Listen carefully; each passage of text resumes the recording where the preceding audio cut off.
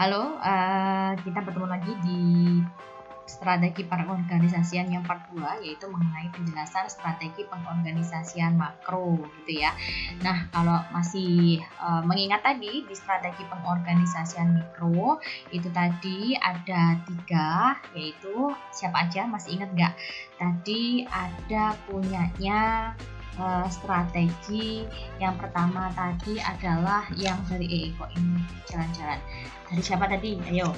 Yang pertama tadi adalah punyanya strategi pengorganisasian mikro, yaitu punyanya Gain sama Briggs gitu ya. Tadi nanti di Gain sama Briggs tadi itu tadi ada kapabilitas belajar, terus ada peristiwa pengajaran dan ada pengorganisasian pengajaran kan. Terus kemudian di model yang kedua adalah model pembentukan konsep ya. Model pembentukan konsep itu tadi adalah modelnya milik yang namanya siapa tadi? Modelnya Taba ya, modelnya Taba yaitu ada mengidentifikasi contoh-contoh, kemudian mengelompokkan contoh-contoh dan juga mengkategorikan.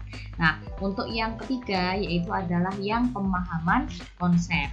Yang pemahaman konsep adalah yang ketiga. Terus kemudian kita melangkah kepada strategi pengorganisasian makro. Di strategi pengorganisasian makro itu sendiri sebenarnya nanti ada 4 hal yang bisa kalian pahami, yaitu adalah selection, sequencing, synthesizing, and summary ya. Jadi nanti kalian ini kalau di pengorganisasian makro melihat materi makroekonomi, melihat materi mata pelajaran ekonomi itu secara keseluruhan. Jadi secara garis besarnya seperti apa? Karena namanya makro, secara keseluruhan atau secara garis besar seperti apa. Nanti kalian tahu bahwa di kelas 10 yang disampaikan mulai KD 3.1 sampai dengan 3.7 atau 3.8 itu apa saja. Terus materi yang kelas 11 itu apa saja, materi kelas 12 itu apa saja. Ya. Jadi sebenarnya kalau di dalam strategi pengorganisasian makro itu sendiri penjelasannya akan ada banyak sekali ya. Salah satunya di sini nanti ada analisa tugas, ada hierarki belajar, ada substantive sequence, ada kurikulum kurikulum spiral, ada teori skema, dan ada juga web teaching, sampai nanti yang terakhir adalah mengenai elaborasi. Nah, untuk yang pertama adalah strategi pengorganisasian makronya, yaitu dilihat dari analisa tugas. Ini ya, di atas sudah tulisannya bahwa strategi pengorganisasian makro diajukan untuk menata keseluruhan isi bidang studi. Jadi tidak hanya dilihat dari, kalau di awal tadi hanya dilihat dari konsepnya, pembentukan konsepnya, pemahaman konsepnya, dari kognitifnya saja, keterampilannya, motoriknya, atau informasi verbalnya saja. Tapi kalau dalam strategi pengorganisasian makro, kita bisa melihatnya adalah secara lebih besar gitu ya, secara keseluruhan dalam satu kesatuan mata pelajaran ekonomi. Tidak dilihat dari konsepnya saja, prosedurnya saja, hukumnya saja, prinsipnya saja, tetapi dilihat dari keseluruhannya. Yang pertama adalah mengenai analisa tugas. Nah, cara lain yang dipakai untuk menunjukkan keterkaitan isi bidang studi adalah information processing approach to task analysis. Jadi nanti mengenai pendekatan yang dilihat dari analisis. Jadi ya, seorang dapat saja mempelajari langkah terakhir dari suatu prosedur pertama kali, tapi dalam bekerja ia tidak dapat memulai dari langkah terakhir. Nah, kalau dalam analisa tugas ini nanti dilihat bahwa kita tuh harus tahu bahwa mengenai pemrosesan informasi tadi, kita tidak bisa yang namanya kita belajar itu biasanya sih kita apakah belajar dari belakang, kan enggak ya. Jadi tapi belajarnya adalah dari yang depan dulu. Biasanya kalau yang depan dulu itu nanti seperti tadi misalkan dari kelas 10 ke kelas 11 ke kelas 12 itu misalnya dari awal dulu mengenai kalau mata pelajaran ekonomi untuk mengenal ekonomi itu apa, terus tadi konsep mengenai kelangkaan, terus agak lebih susah lagi gitu ya, mengenai kegiatan ekonomi, pelaku ekonomi, peran ekonomi, ada kemudian naik menjadi pendapatan nasional, menjadi perdagangan gitu kan, pengangguran, tenaga kerja, tambah sulit seperti itu. Jadi kita harus tahu dulu bahwa menekankan pentingnya information processing approach to test analysis, yaitu dalam pembelajaran dalam strategi pengorganisasian makro ini nanti kita harus tahu bahwa kita mempelajarinya itu step by step gitu ya. Kita tidak bisa langsung mencolot seperti itu. Terus yang kedua ada substantive sequence. Nah, kalau substantive sequence ini nanti urutan dari umum ke rinci. Jadi tadi kalau dari di awal secara umum keseluruhan, terus nanti akan semakin rinci. Apa saja yang dipelajari menjadi menjadi semakin lebih kecil. Jadi dari umum khusus gitu loh. Kalau kalian belajar bahasa Indonesia itu kan ada induktif, deduktif. Nah, kalau yang ini nanti menuju dari umum ke khusus seperti itu. Itu kalau mengenai substantive sequence. Jadi nanti membuat urutan isi pengajaran menjadi lebih bermakna. Kemudian yang ketiga adalah dari kurikulum spiral. Nah, dari kurikulum spiral yang namanya spiral, kalian tahu kan bentuknya spiral itu seperti apa? Itu nanti juga masuk ke dalam pengorganisasian makro. Nah, dalam konsepsi kurikulum spiral ini nanti hampir sama sebenarnya dengan yang substantif sequence tadi, bahwa pengorganisasiannya itu nanti adalah dari umum, kemudian secara berkala menjadi mengajarkan isi yang sama dalam cakupan yang lebih rinci lagi. Kemudian ada teori skema. Kalau teori skema ini sama juga dari umum ke rinci gitu ya. Nah, kalau ini punyanya Ausubel ya. Ausubel memandang proses belajar sebagai pengetahuan baru dari diri si belajar dengan cara mengaitkannya dengan struktur kognitif. Ya, ditekankannya adalah pada struktur kognitif. Jadi nanti mulai hal yang baru gitu, kemudian nanti dari hal yang baru dipelajari nanti akan lebih mengintegrasikan. Misalkan kalau kalian dulu di SMP gitu kan ada mata pelajaran IPS. Di mata pelajaran IPS itu ada mata pelajaran ada bagian atau ada materi ekonomi. Nah, dari situ nanti kalian untuk menuju yang teori skema, kan kalau teori skema berarti kan membangun informasi yang sudah lama kalian miliki mengenai ekonomi tadi, kemudian dibangkitkan kembali ketika kalian SMA misalkan ngambil yang jurusan IPS sosial.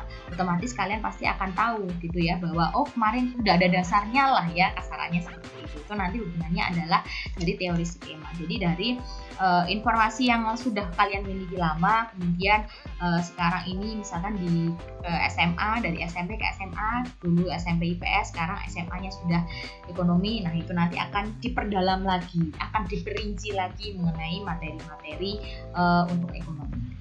Kemudian ada yang namanya web teaching. Nah, web teaching ini prosedur untuk menata urutan isi bidang studi termasuk strategi makro.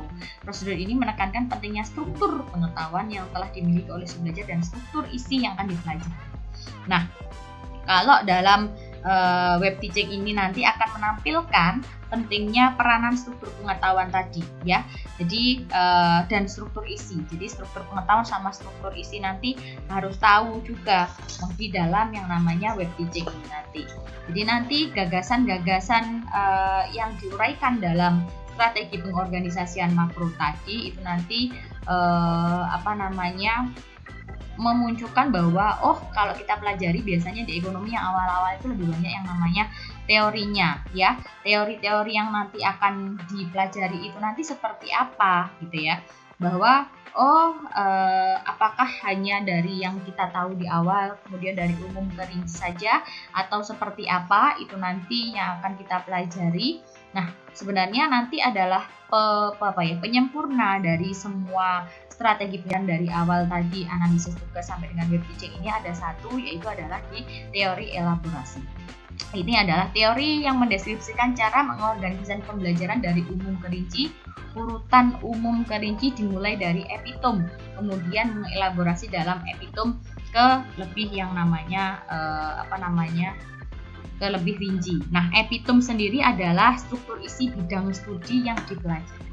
Nah, di dalam strategi elaborasi itu nanti kalau nggak salah ada banyak sekali ya, ada 7 komponennya. 7 komponen strategi elaborasi, yaitu ada urutan elaboratif, urutan prasyarat, rangkuman, sintesis, analogi, kemudian pengaktif strategi kognitif sampai dengan kontrol belajar.